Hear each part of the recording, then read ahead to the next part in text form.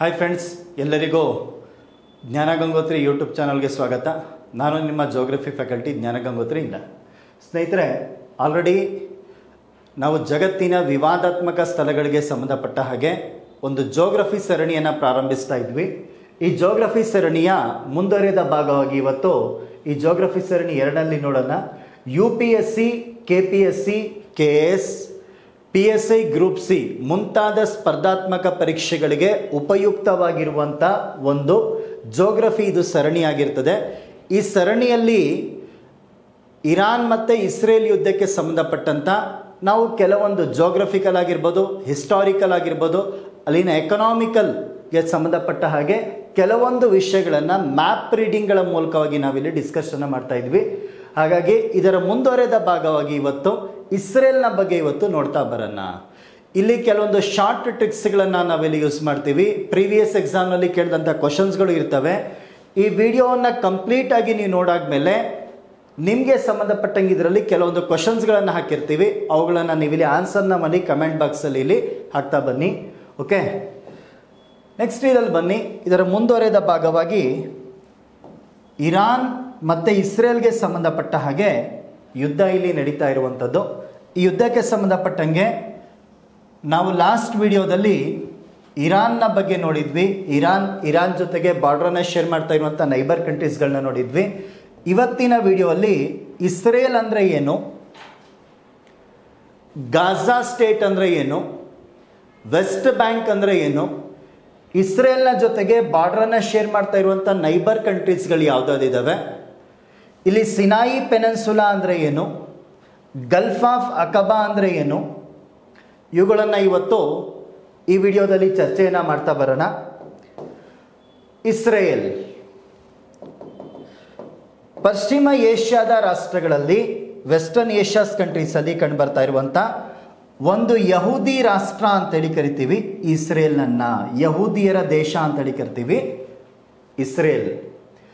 ಈ West Asian ರಾಷ್ಟ್ರಗಳಲ್ಲಿ, ಪಶ್ಚಿಮ ಏಷ್ಯಾದ ರಾಷ್ಟ್ರಗಳಲ್ಲಿ ಬರ್ತಾ ಇರುವಂಥ ಎಲ್ಲ ದೇಶಗಳು ಏನೇನಿದ್ದಾವೆ ಇವೆಲ್ಲವೂ ಕೂಡ ಮುಸ್ಲಿಂ ಇಸ್ಲಾಮಿಕ್ ರಾಷ್ಟ್ರಗಳಾಗಿರ್ತವೆ. ಇದು ಇಸ್ಲಾಮಿಕ್ ರಾಷ್ಟ್ರಗಳಾಗಿರ್ತವೆ. ಇದರಲ್ಲಿ ಬರ್ತಾ ಇರುವಂಥ ಜುಡಿಷ್ ಒಂದು ದೇಶ ಯಾವುದು ಅಂತ ಕೇಳಿದ್ರೆ ಇಸ್ರೇಲ್ ಅಂತ ಕರಿತೀವಿ. ಇಸ್ರೇಲ್ ಅಂತ ಹೇಳಿ ಕರೆಯಲಾಗುತ್ತೆ. ಈ ಇಸ್ರೇಲ್ ದೇಶ ಈ ಇಸ್ರೇಲ್ ದೇಶದಲ್ಲಿ ಎರಡು ಭಾಗವನ್ನಾಗಿ ನಾವು ಇದನ್ನು ನೋಡ್ಬೋದು. ಇದನ್ನು ಇಸ್ರೇಲ್ ಅಂತೇಳಿ ಕರಿತೀವಿ, ಇದನ್ನು ವೆಸ್ಟ್ ಬ್ಯಾಂಕ್ ಅಂತೇಳಿ ಕರಿತೀವಿ. ಇದನ್ನು ಇಸ್ರೇಲ್, ವೆಸ್ಟ್ ಬ್ಯಾಂಕ್ ಅಂತೇಳಿ ಕರೆಯಲಾಗುತ್ತೆ. ಇಸ್ರೇಲ್ ಅಂದರೆ ಏನು, ವೆಸ್ಟ್ ಬ್ಯಾಂಕ್ ಅಂದರೆ ಏನು? ಇಸ್ರೇಲ್ ಯಹೂದಿಯರು ಇರುವಂಥ ಒಂದು ಪ್ರದೇಶವನ್ನು ಇಸ್ರೇಲ್ ಅಂತೇಳಿ ಕರಿತೀವಿ. ಜುಡಿಷಿಯರು ಇರುವಂಥ ಒಂದು ಭಾಗವನ್ನು ಇಸ್ರೇಲ್ ಅಂತೇಳಿ ಕರೆಯಲಾಗುತ್ತೆ. ಇದರಲ್ಲಿ ಮತ್ತೊಂದು ಪಾರ್ಟ್ ಬರ್ತದೆ, ಇದನ್ನು ವೆಸ್ಟ್ ಬ್ಯಾಂಕ್ ಅಂತ ನಾವು ಇದನ್ನು ಕರಿತೀವಿ. West bank. ಈ ವೆಸ್ಟ್ ಬ್ಯಾಂಕಲ್ಲಿ ಯಾರಿದ್ದಾರೆ? ಈ ವೆಸ್ಟ್ ಬ್ಯಾಂಕಲ್ಲಿ ಇರುವಂಥದ್ದು ಸೌದಿ ಅರೇಬಿಯಾ ದೇಶಗಳಿಂದ ಬಂದಂಥ ಮುಸ್ಲಿಮರು ನೆಲೆಸಿರುವಂಥ ಒಂದು ಪ್ರದೇಶ ಅಂತೇಳಿ ಕರಿತೀವಿ ಇದನ್ನು ವೆಸ್ಟ್ ಬ್ಯಾಂಕನ್ನು. ಈ ವೆಸ್ಟ್ ಬ್ಯಾಂಕಲ್ಲಿ ಬರ್ತದೆ, ಈ ವೆಸ್ಟ್ ಬ್ಯಾಂಕ್ನಲ್ಲಿ ಬರ್ತಾ ಇರುವಂಥ ಒಂದು ಪ್ರದೇಶ ಯಾವುದು ಅಂತ ಕೇಳಿದ್ರೆ ಜೆರುಸಲೆಮ್ ಅಂತೇಳಿ ಕರೆಯಲಾಗುತ್ತೆ. ಜೆರುಸಲೆಮ್ ಪ್ರದೇಶ ಇದರಲ್ಲೇ ಕಂಡು ಬರ್ತಾ ಇರುವಂಥದ್ದು ವೆಸ್ಟ್ ಬ್ಯಾಂಕ್. ವೆಸ್ಟ್ ಬ್ಯಾಂಕಲ್ಲಿ ಇದು ಸಿಗ್ತಾ ಇರುವಂಥ ಪ್ರದೇಶ. ನೆಕ್ಸ್ಟ್ ಈಜಿಪ್ಟ್ನ ಮತ್ತೊಂದು ಭಾಗ ಬರ್ತದೆ, ಇದನ್ನು ಗಾಜಾ ಸ್ಟೇಟ್ ಅಂತೇಳಿ ಕರಿತೀವಿ. ಇದನ್ನು ಗಾಜಾ ಸ್ಟೇಟ್. ಈ ಗಾಜಾ ಸ್ಟೇಟ್ ಕೂಡ part of West Bank. West ಬ್ಯಾಂಕ್ನ ಒಂದು ಭಾಗ ಅಂತಲೂ ಕೂಡ ಇದನ್ನು, ಈ ಗಾಜಾ ಸ್ಟೇಟನ್ನು ಇಲ್ಲಿ ಕರೆಯಲಾಗುತ್ತೆ. ಈ ವೆಸ್ಟ್ ಬ್ಯಾಂಕಲ್ಲಿ ಯಾವುದಿದೆ? ಪ್ಯಾಲೆಸ್ಟೈನ್ ಇದೆ ಇದರಲ್ಲಿ. ಇದನ್ನು ಪ್ಯಾಲೆಸ್ಟೈನ್ ಅಂತೇಳಿ ಕರೆಯಲಾಗುತ್ತೆ. ಇದನ್ನು ಇಸ್ರೇಲ್ ಅಂತೇಳಿ ಕರೀತಾರೆ. ಇಸ್ರೇಲ್ ಮತ್ತು ಪ್ಯಾಲೆಸ್ಟೈನ್ಗಳ ಮಧ್ಯೆ ಇರುವಂತಹ ಒಂದು ರಾಜಧಾನಿ, ಕ್ಯಾಪಿಟಲ್ ಯಾವುದು ಅಂತ ಕೇಳಿದ್ರೆ ಜೆರುಸಲೆಮ್ ಅಂತೇಳಿ ಕರಿತೀವಿ. ಜೆರುಸಲೆಮ್ ಅಂತೇಳಿ ಇದನ್ನ ಕರೆಯಲಾಗುತ್ತೆ. ಹಾಗಾದರೆ ಇಸ್ರೇಲ್ ಅಂದರೆ ಏನಿದೆ? ಪಶ್ಚಿಮ ಏಷ್ಯಾದಲ್ಲಿ ಇರುವಂಥ ಒಂದು ಯಹೂದಿ ರಾಷ್ಟ್ರ ಅಂತೇಳಿ ಕರಿತೀವಿ ಇದನ್ನು. ವೆಸ್ಟ್ ಏಷ್ಯಾದಲ್ಲಿ ಕಂಡು ಬರ್ತಾ ಇರುವಂಥ ಒಂದು ಯಹೂದಿ ರಾಷ್ಟ್ರ ಅಂತೇಳಿ ಇಸ್ರೇಲ್ ದೇಶವನ್ನು ಕರೆಯಲಾಗುತ್ತೆ. ಇದರ ರಾಜಧಾನಿ ಯಾವುದು ಅಂತ ಕೇಳಿದ್ರೆ ಜೆರುಸಲೆಮ್. ಇದರ ಕ್ಯಾಪಿಟಲ್ ಇರುವಂಥದ್ದು ಜೆರುಸಲೆಮ್ ಅಂತೇಳಿ ಕರೆಯಲಾಗುತ್ತೆ. ಹಾಗಾದರೆ ಇಸ್ರೇಲ್ ಜೊತೆಗೆ ಗಡಿಯನ್ನು ಹಂಚಿಕೊಂಡಿರುವಂತಹ ರಾಷ್ಟ್ರಗಳು ಯಾವ್ದ್ಯಾವ್ದಿದ್ದಾವೆ? ಇಸ್ರೇಲ್ ಜೊತೆಗೆ ಬಾರ್ಡ್ರನ್ನ ಶೇರ್ ಮಾಡ್ತಾ ಇರುವಂಥ ನೈಬರ್ ಕಂಟ್ರೀಸ್ ಇದರಲ್ಲಿ ಯಾವ್ದಾವ್ದಿದ್ದಾವೆ? ಈಜಿಪ್ಟ್ ಬರ್ತದೆ, ಜೋರ್ಡಾನ್, ಸಿರಿಯಾ, ಲೆಬನಾನ್ ಮತ್ತು ಮೆಡಿಟರೇನಿಯನ್ ಸಿ ಇವುಗಳ ಜೊತೆಗೆ ಬಾರ್ಡ್ರನ್ನು ಶೇರ್ ಮಾಡ್ತಾ ಇರುವಂಥ ಒಂದು ರಾಷ್ಟ್ರ ಅಂತೇಳಿ ಕರಿತೀವಿ ಇಸ್ರೇಲನ್ನು. ಈಜಿಪ್ಟ್ನ ಜೊತೆಗೆ ಬಾರ್ಡ್ರನ್ನು ಶೇರ್ ಮಾಡ್ತಾ ಇದೆ, ಜೋರ್ಡಾನ್ನ ಜೊತೆಗೆ ಬಾರ್ಡ್ರನ್ನು ಶೇರ್ ಮಾಡ್ತಾ ಇದೆ, ಸಿರಿಯಾ ಜೊತೆಗೆ ಇಲ್ಲಿ ಬಾರ್ಡರ್ ಶೇರ್ ಮಾಡ್ತಾ ಇರುವಂಥದ್ದು ಲೆಬನಾನ್, ಮತ್ತೊಂದು ಮೆಡಿಟರೇನಿಯನ್ ಸಿ ಜೊತೆಗೆ ಬಾರ್ಡರ್ನ ಶೇರ್ ಮಾಡ್ತಾ ಇರುವಂಥ ಒಂದು ರಾಷ್ಟ್ರ ಅಂತೇಳಿ ಕರೆಯಲಾಗುತ್ತೆ. ಇದನ್ನು ಇಸ್ರೇಲ್ನ ಅತ್ಯಂತ ಪ್ರಮುಖವಾಗಿರುವಂಥ ಸ್ಥಳಗಳಲ್ಲಿ ಬರ್ತಾ ಇರುವಂಥದ್ದು ಟೆಲ್ ಅವೀವ್ ಅಂತೇಳಿ ಕರಿತೀವಿ. ಟೆಲ್ ಅವೀವ್ ಇದರ ಅತ್ಯಂತ ಪ್ರಮುಖವಾಗಿರುವಂಥ ಸ್ಥಳ. ಮತ್ತೊಂದು ಬರ್ತದೆ ಹೈಫಾ. ಹೈಫಾ ಇಲ್ಲಿನ ಅತ್ಯಂತ ಪ್ರಮುಖವಾಗಿರುವಂಥ ಬಂದರು ಪ್ರದೇಶ ಅಂತೇಳಿ ಇದನ್ನ ಕರೆಯಲಾಗುತ್ತೆ ಈಜಿಪ್ಟ್ನಲ್ಲಿ. ಈಜಿಪ್ಟ್ ಜೊತೆಗೆ ಬಾರ್ಡರ್ನ ಶೇರ್ ಮಾಡ್ತಾ ಇರುವಂಥ ರಾಷ್ಟ್ರಗಳು ಲೆಬನಾನ್ ಇದೆ, ಸಿರಿಯಾ, ಜೋರ್ಡಾನ್, ಈಜಿಪ್ಟ್ ಜೊತೆಗೆ ಬಾರ್ಡರ್ನ ಶೇರ್ ಮಾಡ್ತಾ ಇರುವಂಥ ರಾಷ್ಟ್ರಗಳು ಅಂತೇಳಿ ಕರಿತೀವಿ. ಇಸ್ರೇಲ್ ಜೊತೆಗೆ ಬಾರ್ಡರ್ನ ಶೇರ್ ಮಾಡ್ತಾ ಇರೋದು ಲೆಬನಾನ್, ಸಿರಿಯಾ, ಜೋರ್ಡಾನ್, ಈಜಿಪ್ಟ್ ಮತ್ತು ಮೆಡಿಟರೇನಿಯನ್ ಸಮುದ್ರಗಳ ಜೊತೆಗೆ ಇದು ಗಡಿ ಹಂಚ್ಕೋತಾ ಇರುವಂಥ ಒಂದು ಭಾಗ ಅಂತೇಳಿ ಕರಿತೀವಿ. ಇಸ್ರೇಲ್ನ ಪ್ರಮುಖವಾದಂಥ ಬಂದರುಗಳು ಯಾವುದಾದಿದ್ದಾವೆ? ಇಸ್ರೇಲ್ ದೇಶದಲ್ಲಿ ಇರುವಂಥ ಪ್ರಮುಖ ಬಂದರುಗಳು ಪೋರ್ಟ್ ಆಫ್ ಇಸ್ರೇಲ್ ಅಂತೇಳಿ ಕರಿತೀವಿ. ಇಸ್ರೇಲ್ನಲ್ಲಿ ನೋಡ್ಬೇಕಾದ್ರೆ ಅತ್ಯಂತ ಪ್ರಮುಖವಾಗಿರುವಂಥ ಬಂದರುಗಳಲ್ಲಿ ಹೈಫಾ ಬಂದರು ಅಂತೇಳಿ ಕರಿತೀವಿ. ಹೈಫಾ ಪೋರ್ಟ್, ಮತ್ತೊಂದು ಅಸ್ಡೋಡ್ ಮತ್ತು ಹೈಫಾ ಬಂದರುಗಳು ಇಸ್ರೇಲ್ನ ಅತ್ಯಂತ ಪ್ರಮುಖವಾಗಿರುವಂಥ ಬಂದರುಗಳು ಅಂತೇಳಿ ಕರಿತೀವಿ. ಮೆಡಿಟರೇನಿಯನ್ ಸಮುದ್ರದಲ್ಲಿ ಕಂಡುಬರ್ತಾ ಇರುವಂಥ ಪೋರ್ಟ್ ಅಂತೇಳಿ ಕರಿತೀವಿ. ಮೆಡಿಟರೇನಿಯನ್ ಸಿಯಲ್ಲಿ ಕಂಡುಬರ್ತಾ ಇರುವಂಥ ದ ಮೇಜರ್ ಇಂಪಾರ್ಟೆಂಟ್ ಇಸ್ರೇಲ್ನ ಪೋರ್ಟ್ಗಳು ಅಂತೇಳಿ ಕರಿತೀವಿ. ಮತ್ತೊಂದು ಪೋರ್ಟ್ ಬರ್ತದೆ ಐಲಾಟ್ ಪೋರ್ಟ್ ಅಂತೇಳಿ ಕರಿತೀವಿ. ರೆಡ್ ಸಿಯಲ್ಲಿ ಕಂಡುಬರ್ತಾ ಇರುವಂಥ ಇಸ್ರೇಲ್ನ ಒಂದು ಮೇಜರ್ ಇಂಪಾರ್ಟೆಂಟ್ ಪೋರ್ಟ್ ಅಂತೇಳಿ ಕರೆಯಲಾಗುತ್ತೆ ಐಲಾಟ್ ಬಂದರನ್ನ. ನೆಕ್ಸ್ಟ್, ಇಸ್ರೇಲ್ ಜೊತೆಗೆ ಸಾಮಾನ್ಯವಾಗಿ ಗಡಿಯನ್ನು ಹೊಂದಿರುವಂಥ ದೇಶಗಳು ಯಾವುದು? ಇಲ್ಲೊಂದು ಕ್ವಶನ್ ಇದೆ, UPSCಯಲ್ಲಿ ಬಂದಿರುವಂಥ ಕ್ವಶನ್ ಇದು. Okay, Israel has common boundary with, Israel ಜೊತೆಗೆ ಗಡಿಯನ್ನು ಹಂಚ್ಕೋತಾ ಇರುವಂಥ ಸಾಮಾನ್ಯ ರಾಷ್ಟ್ರಗಳು ಇಲ್ಲಿ ಯಾವುದಿದ್ದಾವೆ? Option A Lebanon, Syria, Jordan and Egypt. Answer B Lebanon, Syria, Turkey ಮತ್ತು Jordan. C Cyprus, Turkey, Jordan ಮತ್ತು ಈಜಿಪ್ಟ್. ಆಪ್ಷನ್ ಡಿ ಯಲ್ಲಿದೆ ಟರ್ಕಿ, ಸಿರಿಯಾ, ಇರಾಕ್ ಮತ್ತು ಯಮನ್. ಇದರಲ್ಲಿ ಆನ್ಸರ್ ಯಾವುದಾಗ್ತದೆ ಅಂತ ಕೇಳಿದ್ರೆ ಇಸ್ರೇಲ್ ಜೊತೆಗೆ ಸಾಮಾನ್ಯವಾಗಿ ಗಡಿಯನ್ನು ಹಂಚಿಕೊಂಡಿರುವಂಥ ರಾಷ್ಟ್ರಗಳಲ್ಲಿ ಲೆಬನಾನ್ ಇದೆ, ಸಿರಿಯಾ ಇದೆ, ಜೋರ್ಡಾನ್ ಮತ್ತು ಈಜಿಪ್ಟ್ ಇವುಗಳ ಜೊತೆಗೆ ಮೆಡಿಟರೇನಿಯನ್ ಸಿ ಜೊತೆಗೆ ಬಾರ್ಡ್ರನ್ನ ಶೇರ್ ಮಾಡ್ತಾ ಇರುವಂತಹ ಪಶ್ಚಿಮ ಏಷ್ಯಾದ ಒಂದು ರಾಷ್ಟ್ರ ಅಂತೇಳಿ ಕರಿತೀವಿ ಇಸ್ರೇಲನ್ನು. ನೆಕ್ಸ್ಟ್, ಇದಕ್ಕೆ ಸಂಬಂಧಪಟ್ಟಂಗೆ ಮತ್ತೊಂದು ಕ್ವಶನ್ ಇದೆ ಇಲ್ಲಿ. KS 2024 KS 2024ರಲ್ಲಿ ಕೇಳಿರುವಂಥ ಒಂದು ಪ್ರಶ್ನೆ. ಕೆಳಗೆ ಕೊಟ್ಟಿರುವ ಯಾವ ದೇಶಗಳು ಇಸ್ರೇಲ್ನ ಜೊತೆಗೆ ಗಡಿಯನ್ನು ಹಂಚಿಕೊಂಡಿವೆ? Which of the following countries share border with Israel ಅಂತೇಳಿ ಕರಿತೀವಿ. 2024 KS question. Answer A Lebanon, answer B ಯಲ್ಲಿದೆ ಸಿರಿಯಾ, ಸಿ ಯಲ್ಲಿದೆ Jordan, D Saudi Arabia, E Egypt, F Iran ಅಂತೇಳಿ ಕೊಟ್ಟಿದ್ದಾನೆ. ಹಾಗಾದರೆ ಇದರಲ್ಲಿ ಆನ್ಸರ್ ಯಾವುದಿದೆ? ಇದಕ್ಕೆ ಆನ್ಸರ್ ಯಾವುದಾಗುತ್ತೆ? ಲೆಬನಾನ್ ಜೊತೆಗೆ ಇದು ಬಾರ್ಡ್ರನ್ನ ಶೇರ್ ಮಾಡುತ್ತೆ ಇಸ್ರೇಲ್. ಲೆಬನಾನ್ನ ಜೊತೆಗೆ ಗಡಿಯನ್ನು ಹಂಚ್ಕೊಂಡಿದೆ ಇಸ್ರೇಲ್. ಜೋರ್ಡಾನ್ನ ಜೊತೆಗೆ ಬಾರ್ಡ್ರನ್ನ ಶೇರ್ ಮಾಡ್ತಾ ಇದೆ. ಈಜಿಪ್ಟ್ನ ಜೊತೆಗೆ ಇಲ್ಲಿ ಬಾರ್ಡರ್ ಶೇರ್ ಮಾಡ್ತಾ ಇದೆ. ಸಿರಿಯಾದ ಜೊತೆಗೆ ಇಲ್ಲಿ ಬಾರ್ಡರನ್ನು ಶೇರ್ ಮಾಡ್ತಾ ಇರುವಂಥದ್ದು ಇಸ್ರೇಲ್ ದೇಶ. ಸೌದಿ ಅರೇಬಿಯಾ ಮತ್ತು ಇರಾನ್ನ ಜೊತೆಗೆ ಬಾರ್ಡ್ರನ್ನು ಶೇರ್ ಮಾಡಲ್ಲ ಯಾವ ದೇಶ? ಇಸ್ರೇಲ್ ದೇಶ. ಓಕೆ, ಇಸ್ರೇಲ್ ಮತ್ತು ಸೌದಿ ಅರೇಬಿಯಾ ದೇಶಗಳ ಮಧ್ಯೆ ಗಲ್ಫ್ ಆಫ್ ಅಕಬಾ ಕಂಡು ಬರ್ತದೆ. ಅಕಬಾ ಕೊಲ್ಲಿಯಲ್ಲಿ ಕಂಡು ಬರ್ತಾ ಇರೋದ್ರಿಂದ ಹಾಗಾಗಿ ಇಸ್ರೇಲ್ ದೇಶ ಸೌದಿ ಅರೇಬಿಯಾ ಜೊತೆಗೆ ಬಾರ್ಡ್ರನ್ನು ಇಲ್ಲಿ ಶೇರನ್ನು ಮಾಡಲ್ಲ. ಹಾಗಾಗಿ ಇಸ್ರೇಲ್ ಜೊತೆಗೆ ಬಾರ್ಡ್ರನ್ನ ಶೇರ್ ಮಾಡ್ತಾ ಇರುವಂಥ ರಾಷ್ಟ್ರಗಳಲ್ಲಿ ಬರ್ತಾ ಇರುವಂಥದ್ದು ಲೆಬನಾನ್, ಜೋರ್ಡಾನ್, ಈಜಿಪ್ಟ್, ಸಿರಿಯಾ ಮಾತ್ರ. ಆನ್ಸರ್ ಸಿ ಏನಿದೆ, ಓಕೆ, ಓನ್ಲಿ 4 ಆನ್ಸರ್ ಏನಿದೆ ಇದಕ್ಕೆ ಆನ್ಸರ್ ಆಗುತ್ತೆ. ಮೇಲಿನ 4 ಮಾತ್ರ ಇವಕ್ಕೆ ಹೊಂದಾಣಿಕೆ ಆಗ್ತಾ ಇರುವಂಥದ್ದು answer C. Next, West Bank ಅಂದರೆ ಏನು? ವೆಸ್ಟ್ ಬ್ಯಾಂಕ್ ಅಂದರೆ ಏನು? ವೆಸ್ಟ್ ಬ್ಯಾಂಕ್ ಅಂದರೆ ಏನು? ಈ ವೆಸ್ಟ್ ಬ್ಯಾಂಕನ್ನು ಸಾಮಾನ್ಯವಾಗಿ ಪ್ಯಾಲೆಸ್ಟೀನ್ ಅಂತ ನಾವು ಇದನ್ನು ಕರಿತೀವಿ. ಪ್ಯಾಲೆಸ್ಟೈನ್ ಅಂತ ಅಥವಾ ಪ್ಯಾಲೆಸ್ಟೀನ್ ಅಂತ ಕರೆಯಲಾಗುತ್ತೆ ವೆಸ್ಟ್ ಬ್ಯಾಂಕನ್ನು. ವೆಸ್ಟ್ ಬ್ಯಾಂಕನ್ನು ಇಲ್ಲಿ ಕರಿತೀವಿ. ಈ ವೆಸ್ಟ್ ಬ್ಯಾಂಕ್ ಜೊತೆಗೆ ಯಾವುದಾದಿದೆ? ಈ ವೆಸ್ಟ್ ಬ್ಯಾಂಕ್ನ ನಾರ್ತಲ್ಲಿ ಬಂದರೆ ಇಸ್ರೇಲ್ ಸಿಗುತ್ತೆ ನಿಮಗೆ. ಇಲ್ಲಿ ಇಸ್ರೇಲ್ ಇದೆ ಮತ್ತು ಜೋರ್ಡಾನ್ ಇದೆ. ಇಲ್ಲಿ ಜೋರ್ಡಾನ್ ಈ ವೆಸ್ಟ್ ಬ್ಯಾಂಕ್ನ ಒಂದು ಭಾಗ ಅಂತ ಕರೆಯಲಾಗುತ್ತೆ. ಇದರಲ್ಲಿ ಈ ವೆಸ್ಟ್ ಬ್ಯಾಂಕನ್ನು ನಾವಿಲ್ಲಿ ಸಾಮಾನ್ಯವಾಗಿ ಇದನ್ನು ಪ್ಯಾಲೆಸ್ಟೈನ್ ಅಂತೇಳಿ ಕರಿತೀವಿ. ಈ ಪ್ಯಾಲೆಸ್ಟೈನ್ನ ಕ್ಯಾಪಿಟಲ್ ಯಾವುದು ಅಂತ ಕೇಳಿದ್ರೆ ಜೆರುಸಲೆಮ್ ಅಂತ ಕರೆಯಲಾಗುತ್ತೆ.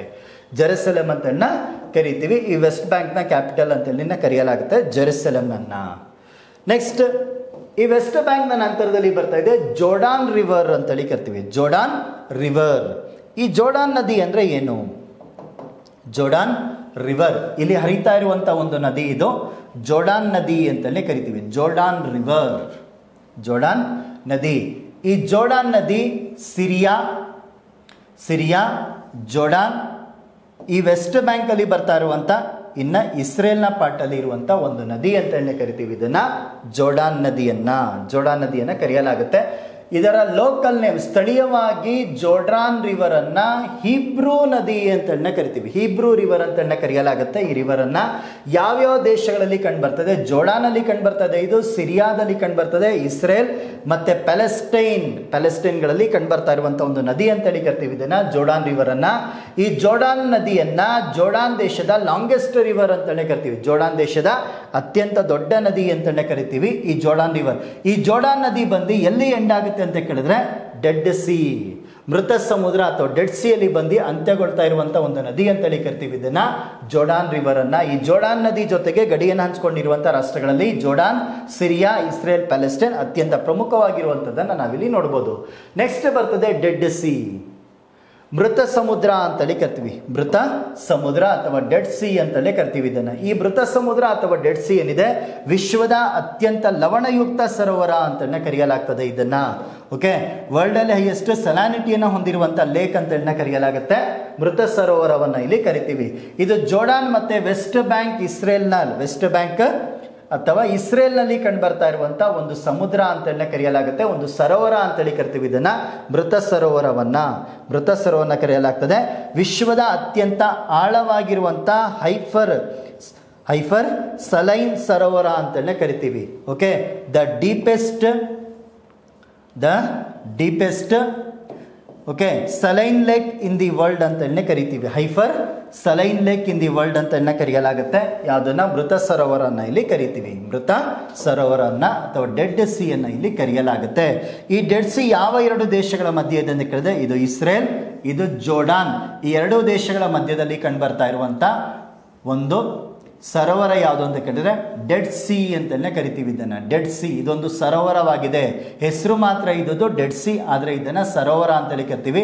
ಅತಿ ಹೆಚ್ಚು ಉಪ್ಪನ್ನ ಹೊಂದಿರುವಂತ ಅಥವಾ ಸಲಾನಿಟಿಯನ್ನು ಹೊಂದಿರುವಂತ ಒಂದು ಸರೋವರ ಅಂತೇಳಿ ಇದನ್ನ ಕರೆಯಲಾಗುತ್ತೆ. ನೆಕ್ಸ್ಟ್ ಬರ್ತದೆ ಗಾಜಾ ಸ್ಟೇಟ್, ಗಾಜಾ ಪಟ್ಟಿ ಅಥವಾ ಗಾಜಾ ಸ್ಟೇಟ್ ಅಂತಾನೆ ಕರಿತೀವಿ. ಈ ಗಾಜಾ ಪಟ್ಟಿ ಅಂದ್ರೆ ಏನು? ಗಾಜಾ ಪಟ್ಟಿ ಅಂದ್ರೆ ಏನು? ಎಲ್ಲಿ ಬರ್ತದೆ ಈ ಗಾಜಾ ಪಟ್ಟಿ? ಗಾಜಾ ಸ್ಟೇಟ್ ಇಸ್ರೇಲ್ನಲ್ಲಿ ಬರ್ತಾ ಇರುವಂಥ ಒಂದು ಭಾಗ ಇದು ಗಾಜಾ ಸ್ಟೇಟ್ ಅಂತೇಳಿ ಕರಿತೀವಿ. ಪಾರ್ಟ್ ಆಫ್ ಪ್ಯಾಲೆಸ್ಟೈನ್ನ ಒಂದು ಭಾಗ ಅಥವಾ ಇದನ್ನ ವೆಸ್ಟ್ ಬ್ಯಾಂಕ್ನ ಒಂದು ಭಾಗ ಅಂತೇಳಿ ಕರಿತೀವಿ ಗಾಜಾ ಸ್ಟೇಟನ್ನು. ಈ ಗಾಜಾ ಸ್ಟೇಟ್ ಮೆಡಿಟೇರಿಯನ್ ಸಿ ಜೊತೆಗೆ ಇದು ಬಾರ್ಡ್ರನ್ನು ಶೇರ್ ಮಾಡ್ತದೆ. ಮೆಡಿಟೇರಿಯನ್ ಸಿ ಜೊತೆಗೆ ಕಂಡುಬರ್ತಾ ಇರುವಂಥ ಒಂದು ಪ್ರದೇಶ ಅಂತೇಳಿ ಕರಿತೀವಿ ಇದನ್ನ ಗಾಜಾ ಸ್ಟೇಟನ್ನು. ಈ ಗಾಜಾ ಸ್ಟೇಟಲ್ಲಿ ಏನೇನಿದೆ? ನಾರ್ತ್ ಗಾಜಾ ಅಂತೇಳಿ ಕರಿತೀವಿ. ಗಾಜಾ ಸಿಟಿ ಅಂತೇಳಿ ಬರ್ತದೆ ಇದರಲ್ಲಿ. ಗಾಜಾ ಸಿಟಿ ಇದರಲ್ಲಿ ಅತ್ಯಂತ ಪ್ರಮುಖವಾದಂಥ ನಗರ ಅಂತೇಳಿ ಕರಿತೀವಿ. ಗಾಜಾ ಸ್ಟೇಟ್ನ ಅತ್ಯಂತ ಪ್ರಮುಖವಾಗಿರುವಂಥ ನಗರ, ಇದನ್ನ ಗಾಜಾ ಸಿಟಿ ಅಂತೇಳಿ ಇದನ್ನ ಕರೆಯಲಾಗುತ್ತೆ. ಗಾಜಾ ಸಿಟಿ ಅಂತೇಳಿ ಕರಿತೀವಿ. ಇದರ ಮೇಲೆ ಒಂದು ಕ್ವಶನ್ ಕೇಳಿದ್ದಾನೆ, ಆನ್ಸರ್ನ ಮಾಡಿ ಇಲ್ಲಿ. ಗಾಜಾ ಪಟ್ಟಿ ಪ್ರದೇಶವು ಈ ಕೆಳಗಿನ ಯಾವ ಸಮುದ್ರದ ಭಾಗವಾಗಿದೆ? Gaza state is a part of which of the following sea ಅಂತಲೇ ಕರಿತೀವಿ. ಯಾವ ಪ್ರದೇಶದ ಒಂದು ಭಾಗವಾಗಿದೆ ಅಂತೇಳಿ ಕೊಟ್ಟಿರುವಂಥ question. Okay, Red Sea, Caspian Sea, Mediterranean Sea, Black Sea ಅಂತೇಳಿ ಇದೆ. ಇದು ಯಾವುದರ ಒಂದು ಭಾಗವಾಗಿದೆ? ಗಾಜಾ ಪಟ್ಟಿ ಅಂತೇಳಿ. ಓಕೆ, ಮೆಡಿಟರೇನಿಯನ್ ಸಮುದ್ರ ಏನಿದೆ ಮೆಡಿಟರೇನಿಯನ್ ಸಿಯ ಒಂದು ಪಾರ್ಟ್ ಅಂತ ಕರೆಯಲಾಗುತ್ತೆ ಗಾಜಾ ಸ್ಟೇಟನ್ನು. ಗಾಜಾ ಸ್ಟೇಟ್ ಇಸ್ರೇಲ್ನಲ್ಲಿ ಬರ್ತಾ ಇರುವಂಥದ್ದು, ಆದರೆ ಈ ಗಾಜಾ ಸ್ಟೇಟ್ ಬಹುತೇಕವಾಗಿ ಇರುವಂಥದ್ದು ಪ್ಯಾಲೆಸ್ಟೈನ್ನ ಒಂದು ಭಾಗ ಅಂತೇಳಿ ಕರಿತೀವಿ. ಈ ಪ್ಯಾಲೆಸ್ಟೈನ್ನ ಭಾಗವಾಗಿರುವಂಥ ಗಾಜಾ ಸ್ಟೇಟ್ನಲ್ಲಿ ಕ್ರೈಸ್ತರು ಮತ್ತು ಮುಸ್ಲಿಮರು ವಾಸ ಮಾಡ್ತಾ ಇರುವಂಥ ಒಂದು ಪ್ರದೇಶ ಅಂತಲೂ ಕೂಡ ಇದನ್ನ ಕರೆಯಲಾಗ್ತದೆ. ಮೆಡಿಟರೇನಿಯನ್ ಸಿ ಜೊತೆಗೆ ಇದು ಬಾರ್ಡ್ರನ್ನ ಶೇರ್ ಮಾಡ್ತಾ ಇರುವಂಥದ್ದು ಗಾಜಾ ಸ್ಟೇಟ್. ಮೆಡಿಟರೇನಿಯನ್ ಸಿ ಜೊತೆಗೆ ಬಾರ್ಡ್ರನ್ನ ಶೇರ್ ಮಾಡ್ತಾ ಇರುವಂಥದ್ದು ಗಾಜಾ ಸ್ಟೇಟ್ ಅಂತೇಳಿ ಕರಿತೀವಿ ಇದನ್ನು. ನೆಕ್ಸ್ಟ್ ಬರ್ತದೆ ಜೆರುಸಲೆಮ್ ಅಂದರೆ ಏನು?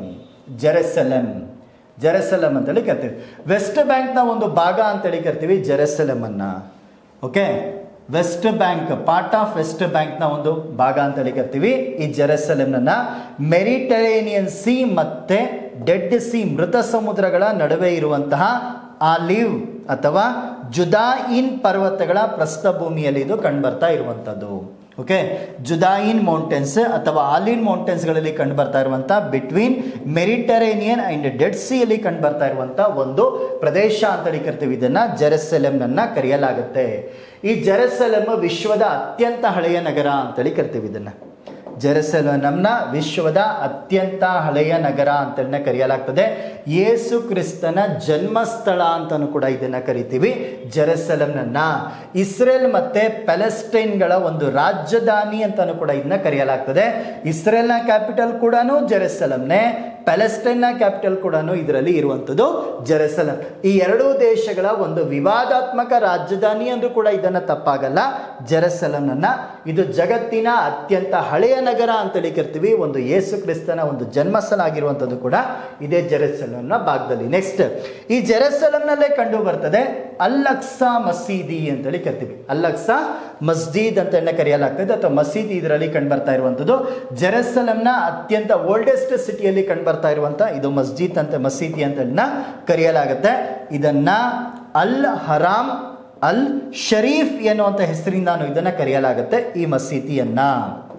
ನೆಕ್ಸ್ಟ್, ಮೆಕ್ಕಾ ಮತ್ತು ಮದೀನಾದ ನಂತರ ಸೌದಿ ಅರೇಬಿಯಾದಲ್ಲಿ ಕಂಡುಬರ್ತಾ ಇರುವಂಥ ಮುಸ್ಲಿಮರ ಅತ್ಯಂತ ಧಾರ್ಮಿಕ ಮತ್ತು ಪವಿತ್ರ ಸ್ಥಳಗಳಲ್ಲಿ ಒಂದಾಗಿರುವಂಥ ಮೆಕ್ಕಾ ಮತ್ತು ಮದೀನಾದ ನಂತರ ಮುಸ್ಲಿಮರ ಮೂರನೇ ಅತ್ಯಂತ ಪ್ರಮುಖ ಧಾರ್ಮಿಕ ಸ್ಥಳ ಅಂತ ಕರೆಯಲಾಗುತ್ತೆ.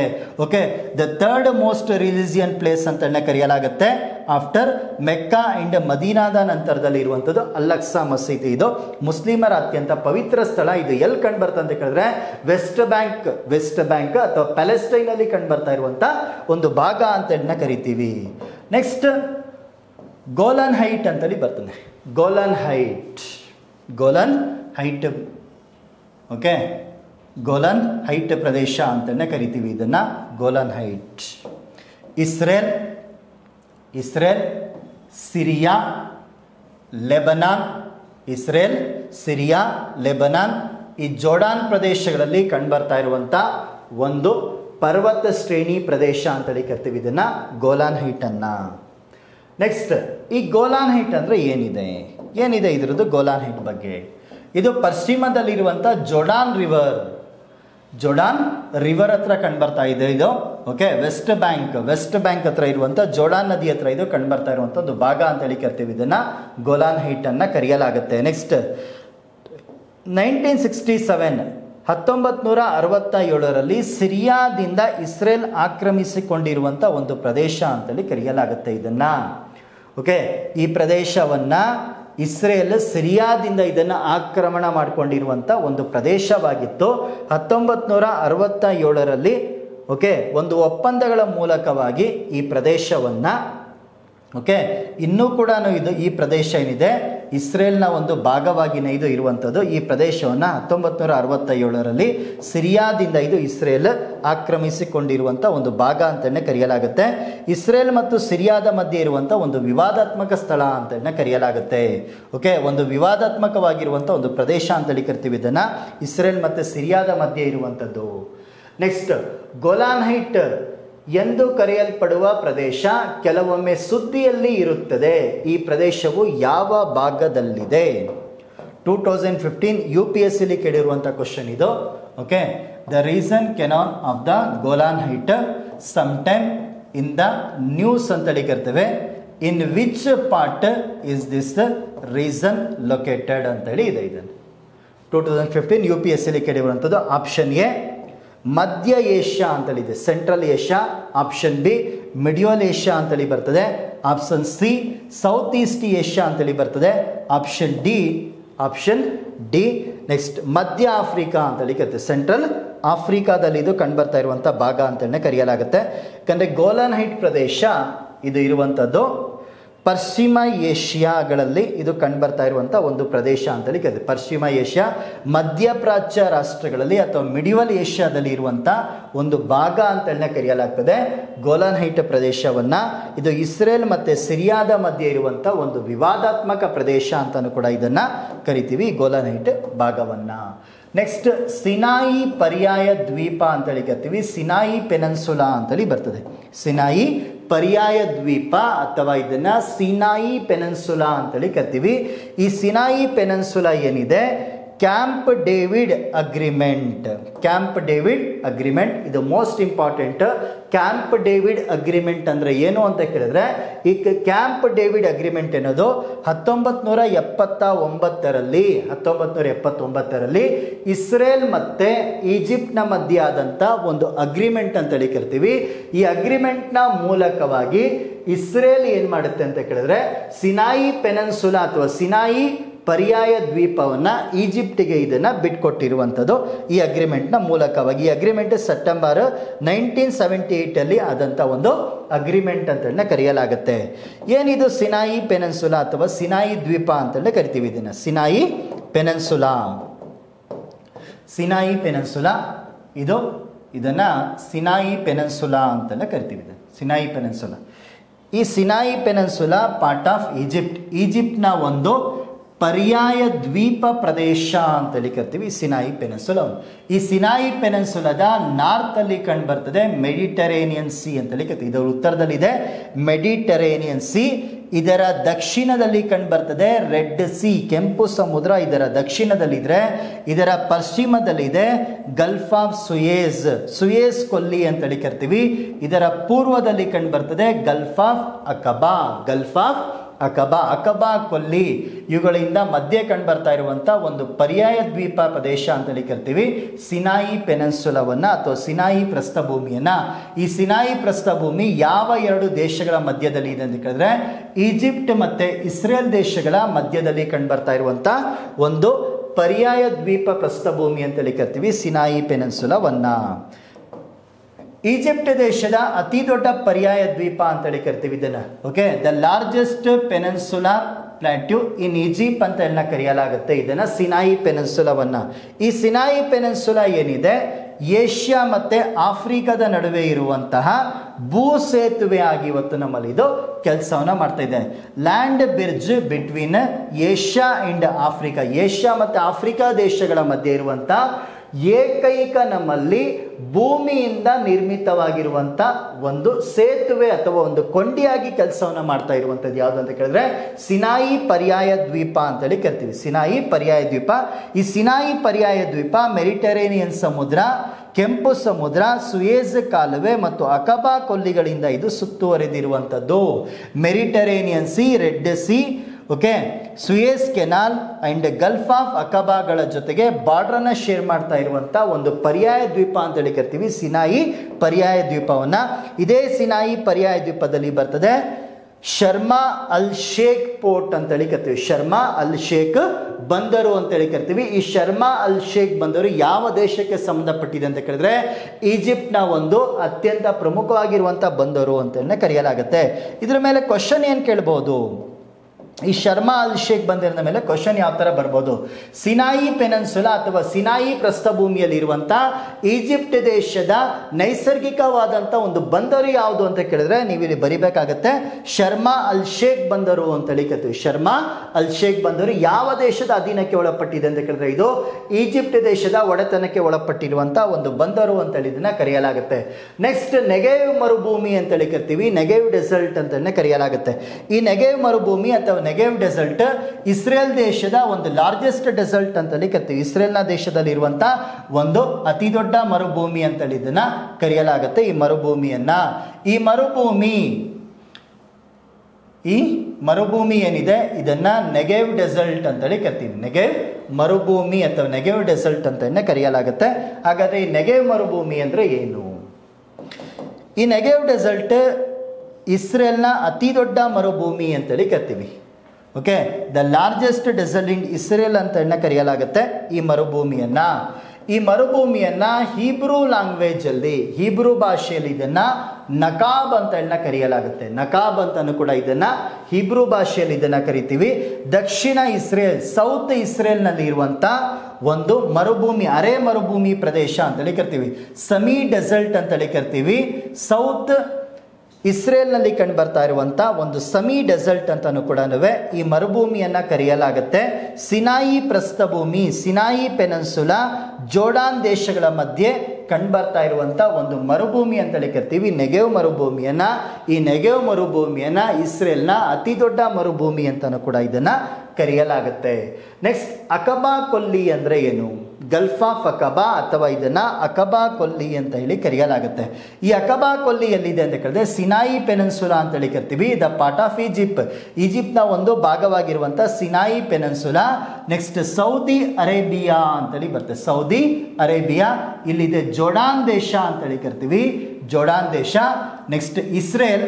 ಇವುಗಳ ಮಧ್ಯೆ ಕಂಡುಬರ್ತಾ ಇರುವಂತ ಒಂದು ಕೊಲ್ಲಿ ಯಾವುದು ಅಂತ ಕೇಳಿದ್ರೆ ಗಲ್ಫ್ ಆಫ್ ಅಕಬಾ ಅಂತೇಳಿ ಕರಿತೀವಿ, ಅಥವಾ ಇದನ್ನ ಅಕಬಾ ಕೊಲ್ಲಿ ಅಂತ ಹೇಳಿ ಕರೆಯಲಾಗುತ್ತೆ. ಅಕಬಾ ಕೊಲ್ಲಿ ಅಂತಾನು ಕೂಡ ಇದನ್ನ ಕರಿತೀವಿ.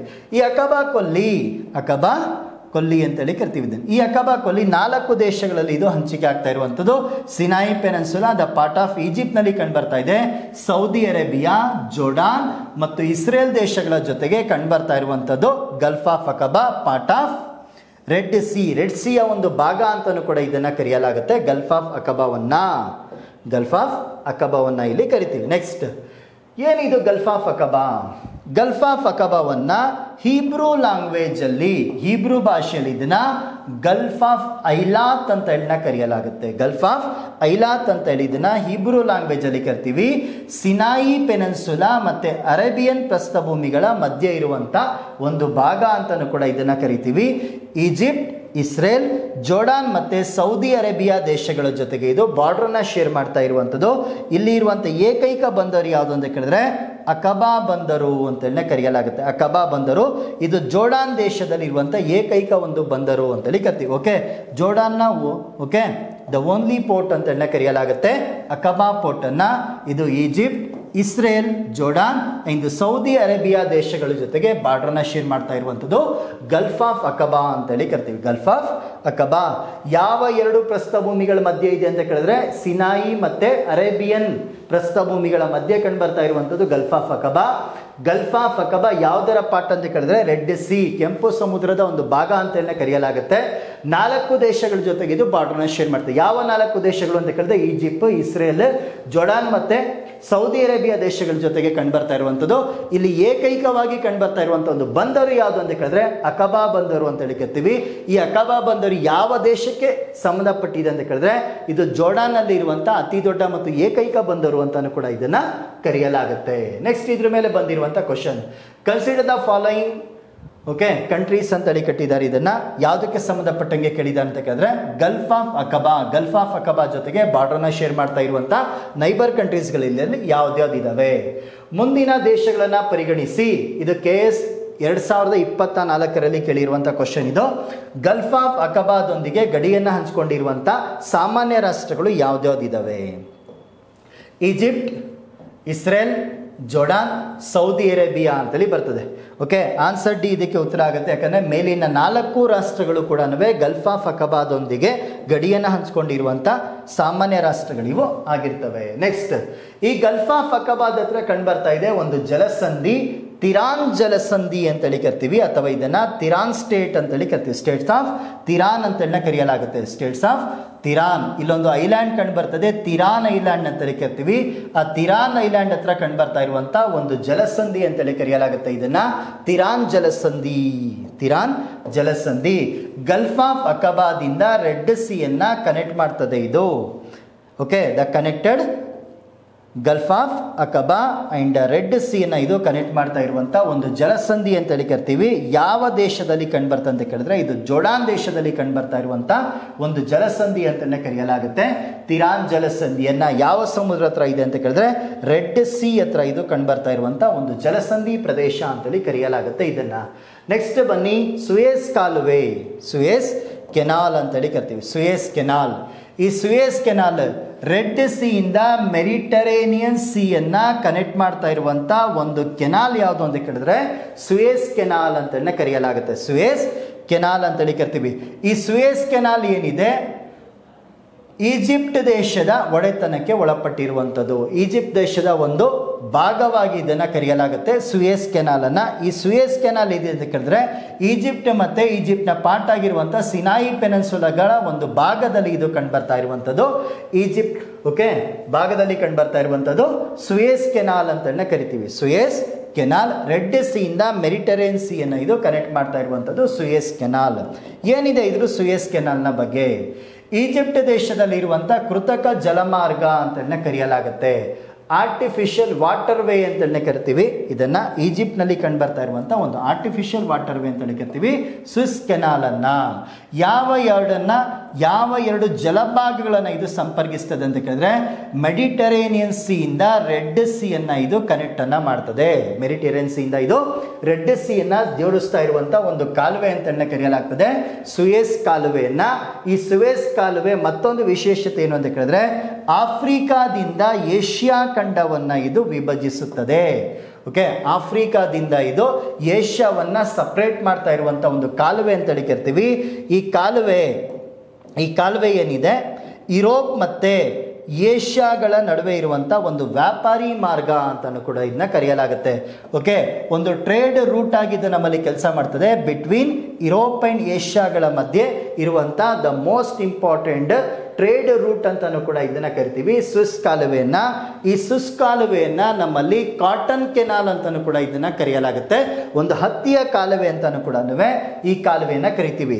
ಈ ಕಾಲುವೆಯನ್ನು ನಿರ್ಮಾಣ ಮಾಡಿದ ಯಾವಾಗ? ಸುಯೆಸ್ ಕಾಲುವೆಯನ್ನು ನಿರ್ಮಾಣ ಮಾಡಿದಂಥ ದಿನ 25 ಏಪ್ರಿಲ್ 1859. ಇದು ಸ್ಟಾರ್ಟ್ ಆಗ್ತಾ ಇರುವಂಥದ್ದು 25 ಏಪ್ರಿಲ್ 1859 ಇದನ್ನು ಸ್ಟಾರ್ಟನ್ನು ಮಾಡ್ತಾ ಇದ್ವಿ.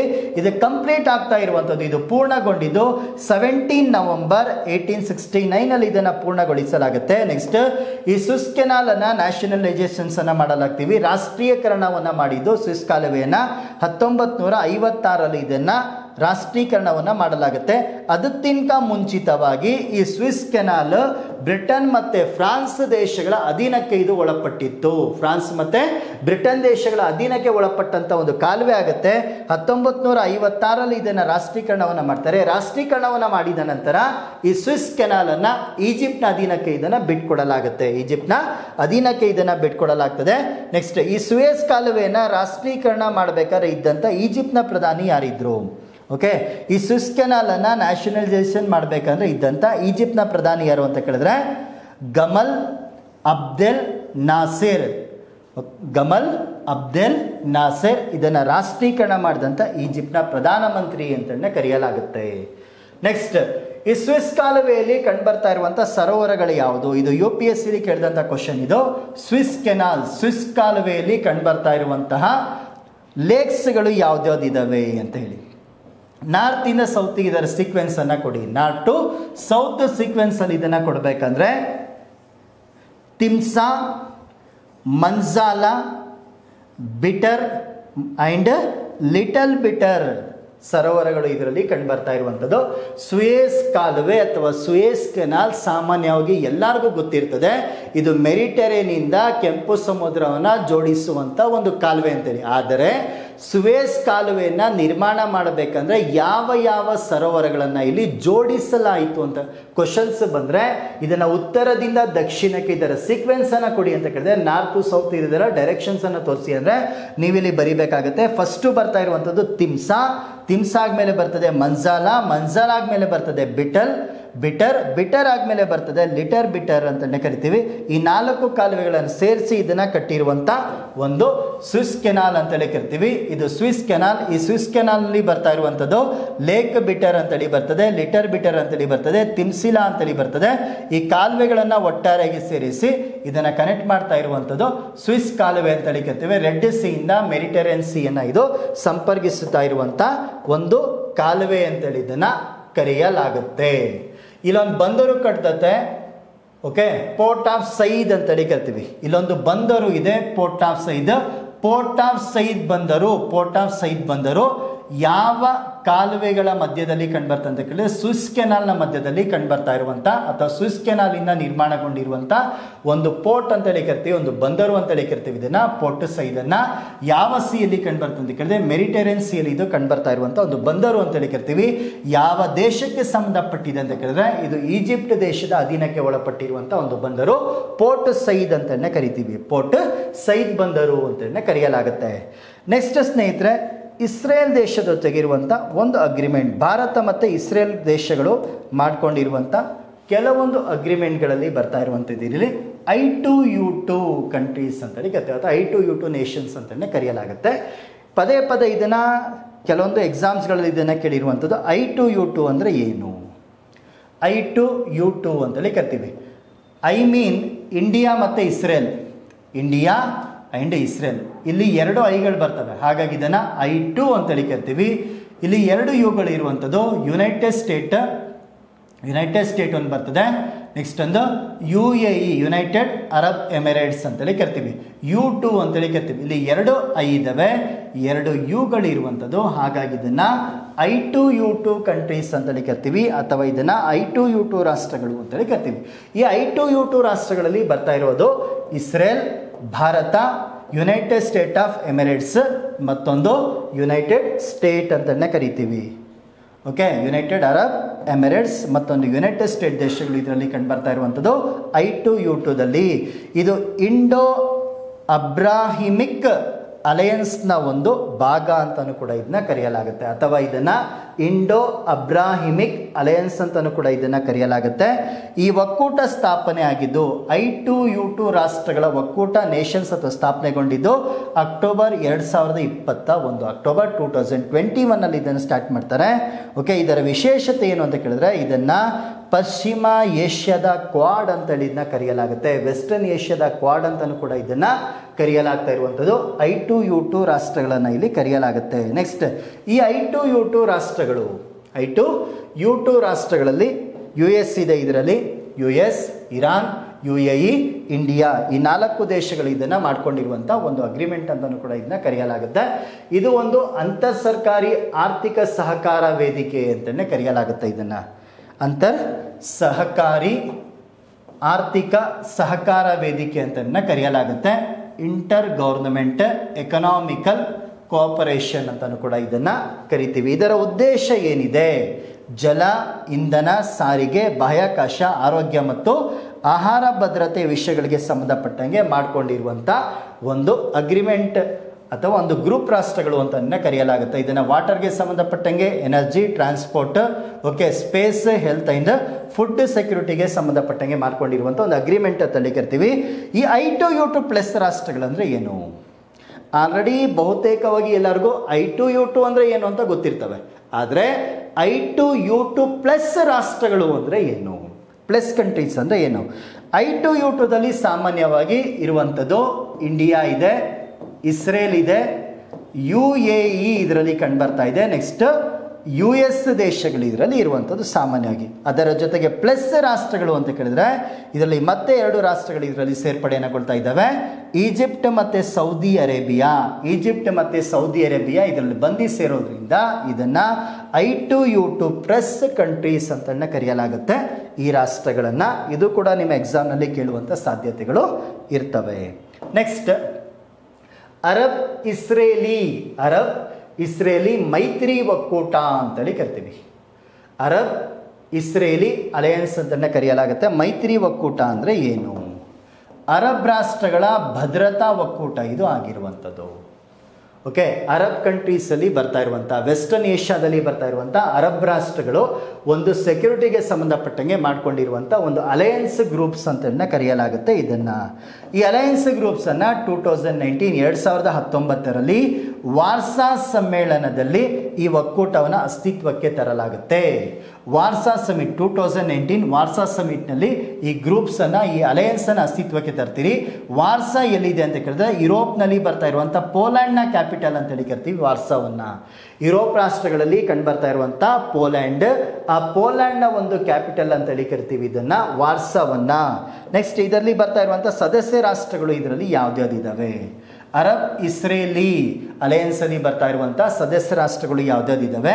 Israel, Bahrain, Egypt, Jordan, Morocco, Saudi Arabia and UAE ಇದರಲ್ಲಿ ಬರ್ತಾ ಇರುವಂಥ ಒಂದು ಸದಸ್ಯ ರಾಷ್ಟ್ರಗಳು ಅಂತೇಳಿ ಕರೆಯಲಾಗುತ್ತೆ. ಸದಸ್ಯ ರಾಷ್ಟ್ರಗಳು ಅಂತೇಳಿ ಕರಿತೀವಿ. ನೆಕ್ಸ್ಟ್, ಈ ಸದಸ್ಯ ರಾಷ್ಟ್ರಗಳ ಈ ಸಂಘಟನೆಯನ್ನು ಮತ್ತೊಂದು ಹೆಸರಿನಿಂದಾನು ಇದನ್ನು ಬಿಂಬಿಸಲಾಗುತ್ತೆ. ಇಸ್ರೇಲಿ ಸುನ್ನಿ ಮೈತ್ರಿ ಒಕ್ಕೂಟ ಅಂತಲೂ ಕೂಡ ಇದನ್ನು ಕರಿತೀವಿ.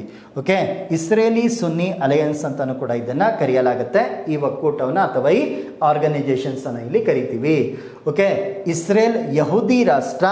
ಓಕೆ, ಇಸ್ರೇಲ್ ಈಸ್ ಯಹೂದಿ ರಾಷ್ಟ್ರ. ಯಹೂದಿ ರಾಷ್ಟ್ರಗಳ ಜೊತೆಗೆ ಇಸ್ಲಾಮಿಕ್ ಸುನ್ನಿ ರಾಷ್ಟ್ರಗಳು ಮಾಡ್ಕೋತಾ ಇರುವಂಥ ಒಂದು ಅಗ್ರಿಮೆಂಟ್ ಆಗಿರೋದ್ರಿಂದ ಹಾಗಾಗಿ ಇದನ್ನು ಇಸ್ರೇಲಿ ಸುನ್ನಿ ಅಲಯನ್ಸ್ ಅಂತಾನು ಕೂಡ ಈ ಒಕ್ಕೂಟವನ್ನು ಕರೆಯಲಾಗುತ್ತೆ.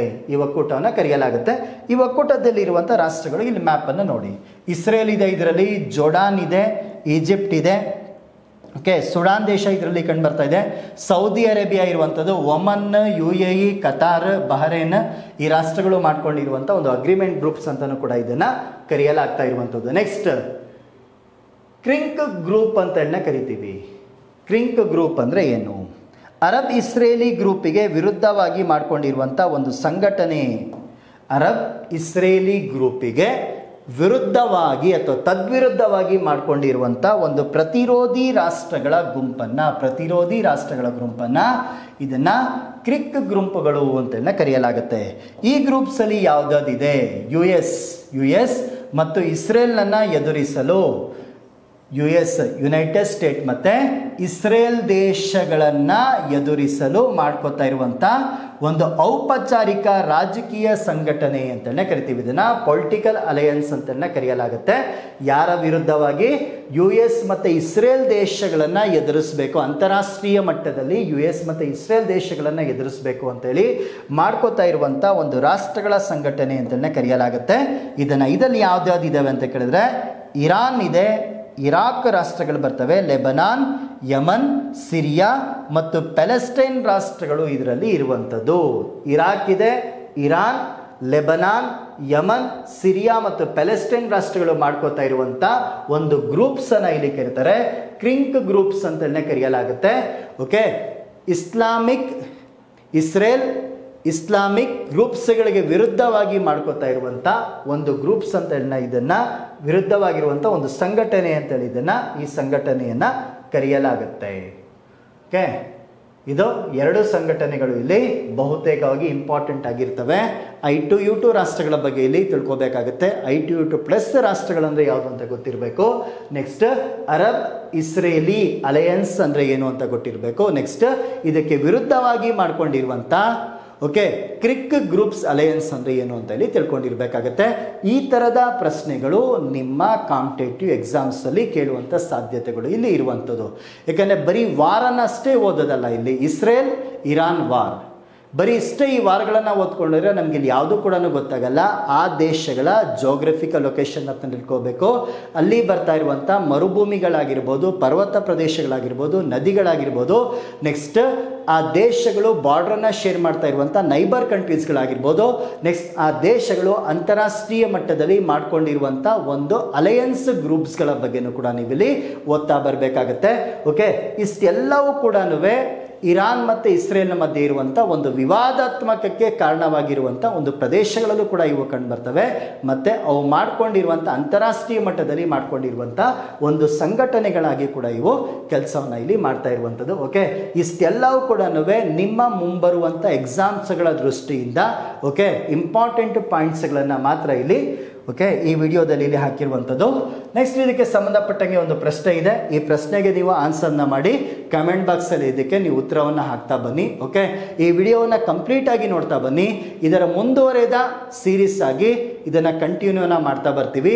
ಜಗತ್ತಿನಲ್ಲಿ ಕಂಡುಬರ್ತಾ ಇರುವಂಥ ಪ್ರಮುಖ ವಿವಾದಾತ್ಮಕ ರಾಷ್ಟ್ರಗಳು ಯಾವುದಾದಿದ್ದಾವೆ ಅಥವಾ ಇತ್ತೀಚೆಗೆ ಯುದ್ಧದಲ್ಲಿ ಪಾಲ್ಗೊಂಡಿರುವಂಥ ರಾಷ್ಟ್ರಗಳು ಏನೇನುಂಟು, ನೆಕ್ಸ್ಟ್ ಅವುಗಳಲ್ಲಿ ಕಂಡುಬರ್ತಾ ಇರುವಂಥ ಆ ದೇಶಗಳ ಸಾಮರ್ಥ್ಯ ಏನಿದೆ, ಆರ್ಥಿಕವಾಗಿ, ಐತಿಹಾಸಿಕವಾಗಿ, ರಾಜಕೀಯವಾಗಿ ಮತ್ತು ಭೌಗೋಳಿಕವಾಗಿ ಮೂಲಸೌಕರ್ಯಗಳ ರೀತಿಯಲ್ಲಿ ಇದು ಭಾರತಕ್ಕೆ ಎಷ್ಟರ ಮಟ್ಟಿಗೆ ಈ ರಾಷ್ಟ್ರಗಳು ಅನುಕೂಲವಾಗಿದೆ, ಇದರಿಂದ ಭಾರತಕ್ಕೆ ಆಗ್ತಾ ಇರುವಂಥ ಅನುಕೂಲಗಳೇನು ಅನ್ನೋದನ್ನು ಇನ್ನು ಮುಂದೆ ಬರುವಂಥ ವಿಡಿಯೋಸ್ಗಳಲ್ಲೂ ಕೂಡ ಇದನ್ನು ನೋಡ್ತಾ ಬರೋಣ. ಈ ಕ್ವಶನ್ಗೆ ಆನ್ಸರ್ನ ಮಾಡಿ ಕಮೆಂಟ್ ಬಾಕ್ಸಲ್ಲಿ ಇದನ್ನು ತಿಳಿಸ್ತಾ ಬನ್ನಿ. ಈ ವಿಡಿಯೋಸ್ಗಳನ್ನು ನಿಮ್ಮ ಫ್ರೆಂಡ್ಸ್ಗಳಿಗೆ ಹೆಚ್ಚಿನ ಮಟ್ಟದಲ್ಲಿ ಇದನ್ನು ಶೇರ್ ಮಾಡಿ ಅಂತ ಹೇಳ್ತಾ ಇವತ್ತಿನ ವಿಡಿಯೋವನ್ನು ಒಂದು ಕ್ಲಾಸನ್ನು ಇಲ್ಲಿಗೆ ಕಂಪ್ಲೀಟನ್ನು ಮಾಡ್ತಾ ಇದ್ದೀನಿ. Thank you so much. ಮುಂದಿನ ಮತ್ತೊಂದು ವಿವಾದಾತ್ಮಕ ದೇಶಗಳಿಗೆ ನಾನು ನಿಮ್ಮನ್ನು ಭೇಟಿಯನ್ನು ಮಾಡ್ತೀನಿ. ಅಲ್ಲಿವರೆಗೂ ಕೂಡ ಧನ್ಯವಾದಗಳು. Thank you so much.